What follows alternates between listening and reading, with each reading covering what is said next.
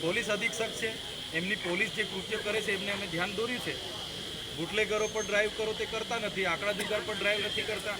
અહીંયા ભૂમાફિયા, જમીન માફિયાઓ સાથે મળીને સોદાઓ કરે છે પોલીસ. જમીનોના જે વિવાદો થાય એમાં બેસીને એનો રસ્તો કાઢી આપે છે પોલીસ. પોલીસનું કામ એ થોડું છે.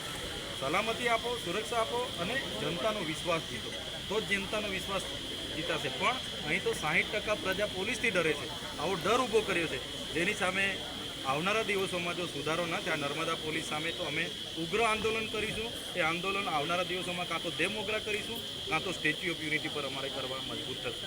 બીજી વાત છે કે તમે એક આક્ષેપ કર્યો કેટલાક પોલીસ અધિકારીઓ કરોડ રૂપિયા બનાવે છે. પોલીસ બે પ્રકારની હોય છે. એક પોલીસ ઈમાનદાર અને પોતાની જવાબદારી નિષ્ઠાપૂર્વક કામ કરે છે. પણ અમુક 20% લોકો એવા છે પોલીસમાં, પગાર સરકારનો લે છે અને જમીનોના દલાલો સાથે બેસીને એનું રસ્તો કાઢી આપે, લીજોનું કામ અટકેલું હોય તે કરી આપે.